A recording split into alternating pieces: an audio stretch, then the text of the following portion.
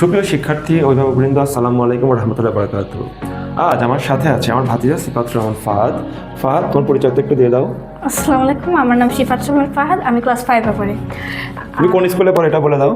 আমি ঢাকার মিরপুর 2-এ চেতনা মডেল একাডেমি স্কুলে পড়ি।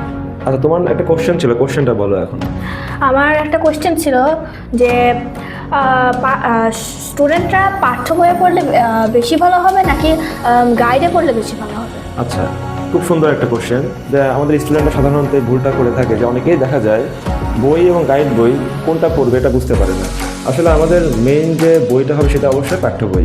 আমরা প্রথমে অনুসরণ করে পাঠ্য বইটা, এবং পাঠ্য বইটা প্রত্যেকটা টপিক বুঝে বুঝে পড়বো। এখন গাইড কি আমি আগেই বইয়ের আগে গাইডটাকে পড়বো? না, কেন পড়বো না? কারণ আমি যদি গাইডটা আগে পড়ি তাহলে আমি কী পড়ছি এটা আমি বুঝতে পারবো না। প্রথমত আমি বুঝতে পারবো না, এবং গাইডে অনেক কোশ্চেন দেওয়া থাকে, সবগুলো কোশ্চেন আমি করতে যাবো কিন্তু কোনোটাই মনে রাখতে পারবো না, কারণ আমার বেসিকটাই গড়ে ওঠেনি।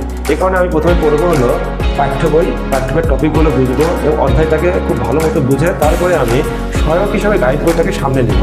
তখন আমি দেখবো যে আমার বইটার যা পড়া আছে সেই কোশ্চেনগুলোই আমার গাইড বইতে দেওয়া আছে। তখন আমার কাছে কোশ্চেনগুলো খুব বেশি কঠিন মনে হবে না, মনে হবে যে না, কোশ্চেনগুলো অনেক সহজ। তো এই কারণে আমি আগে কী পড়বো? পাঠ্য বই পড়বো। এক্ষেত্রে আরেকটা সুবিধা আছে। হ্যাঁ, সুবিধাটা হলো যে তুমি যখন পাঠ্য বইটা পড়বে তখন দেখা যাবে তোমার পড়াটা অনেক কমে যাবে। আর তুমি যদি প্রথমে গাইড বই পড়ো পড়াটা বেড়ে যাবে, পড়া কমে যাবে আর রেজাল্টও কী হবে? ভালো হবে। আর ওইদিকে তুমি গাইড বইটা প্রথমে পড়ো, তোমার পড়া বেড়ে যাবে কিন্তু রেজাল্ট কী হয়ে যাবে? খারাপ হয়ে যাবে।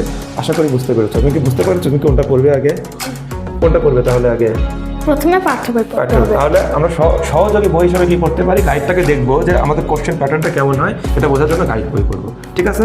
ঠিক আছে। আচ্ছা, তাহলে আমাদের শিক্ষার্থীদের উদ্দেশ্যে বলতে চাই তোমরাও এইটাই অনুসরণ করবে কি আগে পাঠ্য বইটা ভালো করে পড়বে, তারপরে যদি সহায়ক হিসেবে গাইড বইটাকে ফলো করবে। ঠিক আছে, আজকের মধ্যে এখানে শেষ। ধন্যবাদ।